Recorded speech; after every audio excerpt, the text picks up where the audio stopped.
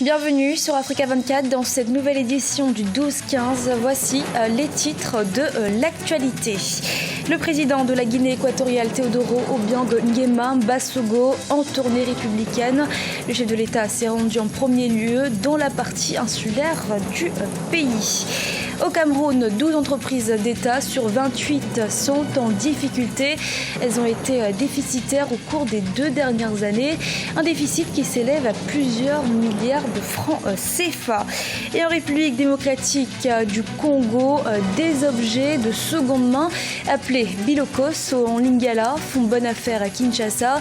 Bien que déjà utilisés, ces articles en provenance d'Europe font le bonheur de nombreux Congolais.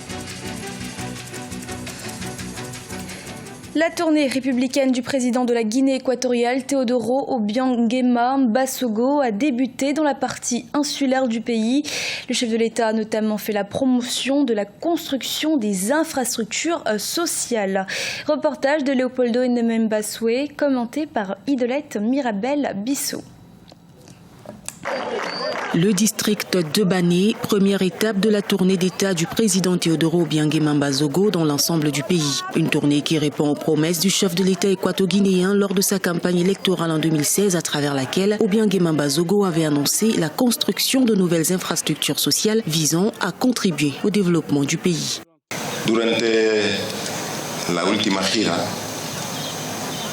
Au cours de la dernière tournée, nous avions promis la transformation de certains villages qui ont passé plusieurs décennies sans amélioration. C'est la raison de notre visite ici à Bané. Nous croyons que le progrès ne doit pas se limiter aux grandes villes comme Malabo. Le développement de la Guinée équatoriale devrait atteindre tous les coins du pays. Au cours des derniers mois de l'année 2016, plus de 70 milliards de francs CFA ont été investis pour la matérialisation d'œuvres sociales à Bané et Riaba. La priorité aujourd'hui pour le chef de l'État équato-guinéen est la formation de ressources humaines qualifiées dans l'administration publique et privée du pays. La solution más fácil es la formación de la juventud. La solution la plus simple, c'est la formation des jeunes. Le gouvernement mettra à disposition tous les moyens disponibles pour la formation de la jeunesse équato-guinéenne. Voilà pourquoi nous construisons des centres de formation professionnelle et des universités pour ceux qui ne veulent pas aller à l'extérieur pour se former. Para que aquellos que sus padres no tienen suficientes recursos puedan formarse también en el país. Entre autres, la tournée d'État du président Obiang a comme objectif d'inaugurer les 52 villages récemment transformés en pôles urbains sur l'ensemble du territoire national. Au Cameroun, la situation financière des entreprises publiques ne s'améliore pas. Selon les statistiques de la loi de finances 2017, sur les 2 dernières années, 12 entreprises d'État sur 28 ont été déficitaires. Les raisons de cette défaillance dans ce reportage de Chérif Ousmane Mbardonka, notre correspondant au Cameroun.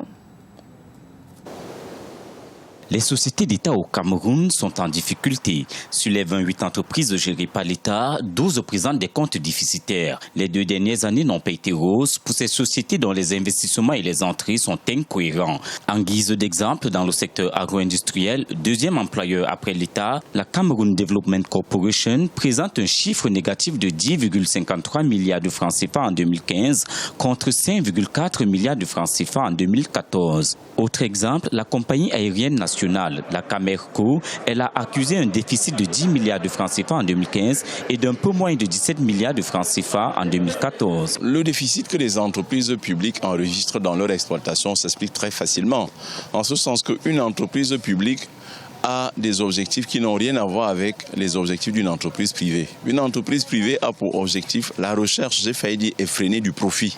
Alors que l'objectif principal d'une entreprise publique, c'est assurer la continuité du service public.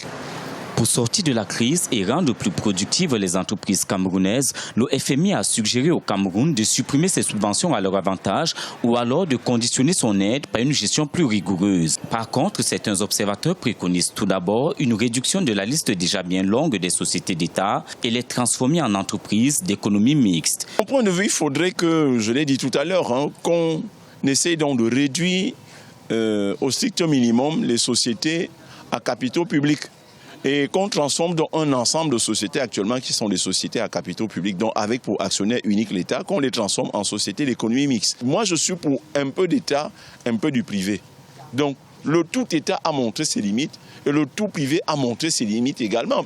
Le Cameroun est sous ajustement structurel et il lui est prescrit de se désengager d'un ensemble de secteurs en cédant ses parts à des privés. Seul le partenariat public-privé pourrait, selon les économistes, assurer l'essor économique du pays. En République démocratique du Congo, les marchands d'objets de seconde main font de bonnes affaires à Kinshasa. Appelés Bilokos en Lingala, ces marchés se répandent à travers plusieurs rues de la capitale. La majorité des produits est envoyée d'Europe par la diaspora congolaise qui voit en ce marché une activité rentable. Un reportage de Jacques Mboka, notre correspondant en République démocratique du Congo. C'est un marché d'objets ramassés et de seconde main en provenance d'Europe qui a envahi les rues de Kinshasa. Communément appelée Bilokos en Lingala, cette activité attire de plus en plus de clients. Réfrigérateurs, réchauds, fer à repasser, instruments de musique, articles de tout genre alimentent les marchés Bilokos installés ci et là dans la capitale. La plupart des articles sont de bonne qualité comparés à beaucoup d'autres vendus dans des magasins et les prix sont abordables, affirment les clients et vendeurs de ces marchés. Tous mes articles, je les achète au marché Bilokos. Ces articles en provenance d'Europe, bien qu'étant déjà utilisés, sont de très bonne qualité. Les produits que nous vendons sont efficaces. Ceux qui achètent ici peuvent les utiliser pendant longtemps et nos prix sont nettement meilleurs. Les Bilokos étaient jadis envoyés par les Congolais de la diaspora à leur famille pour usage familial. Petit à petit, ils sont devenus rentables et constituent une source de revenus pour de nombreuses familles.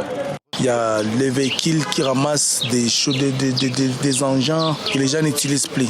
Ils partent mettre ça comme dans un poubelle comme ça. Il y a d'autres qui ramassent avant que les véhicules passent. Ils ramassent ça, ils mettent dans des conteneurs pour envoyer ici en Afrique. Le commerce des Bilokos est ainsi devenu une transaction avec des partenaires au-delà du cercle familial. Ceux qui se chargent de la collecte des articles en Europe d'une part et ceux qui assurent la vente au pays. Si ce commerce prend de l'ampleur à Kinshasa et dans les villes portuaires telles que Boma et Matadi, le marché des Bilokos constitue une part importante des activités qui assurent la survie de la population depuis plusieurs années. Le président gabonais Ali Bongo lance la première campagne de récolte du projet Graines. Il s'est rendu ce mardi 7 février à Makokou, dans le champ des Kataniabé, ce site même où le projet agricole a été lancé en 2015. En présence du ministre de l'Agriculture Yves Fernand Manfoubi, le chef de l'État a déraciné officiellement les premiers tubercules de manioc. L'objectif de ce projet est de mettre fin à l'importation du manioc et d'autres spéculations.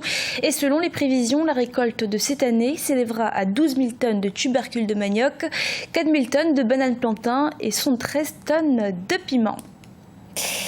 Au Cameroun, le président de la République, Paul Biya, et son épouse Chantal Biya ont offert ce mercredi 8 février au Palais de l'Unité une réception à l'honneur de l'équipe nationale du Cameroun.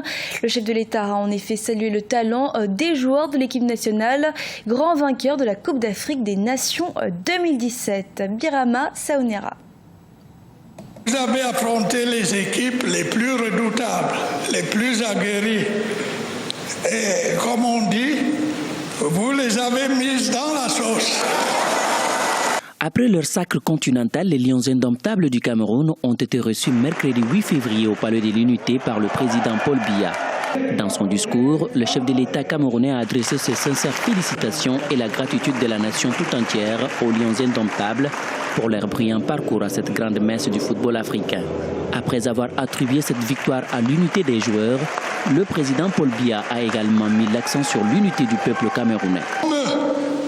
Vous êtes un bel exemple, une belle inspiration pour notre peuple et tout particulièrement pour notre jeunesse.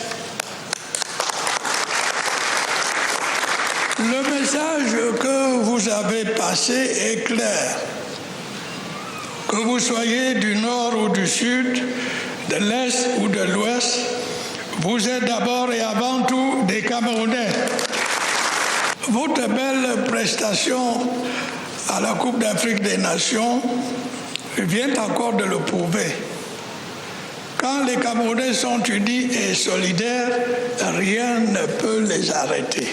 C'est le 5 février 2017, lors de la finale de la 31e édition de la Coupe d'Afrique des Nations, que les Lions indomptables du Cameroun ont battu les pharaons d'Égypte. Du côté des joueurs et de leurs encadreurs, l'émotion, la joie étaient les sentiments les plus partagés lors de cette réception en leur honneur.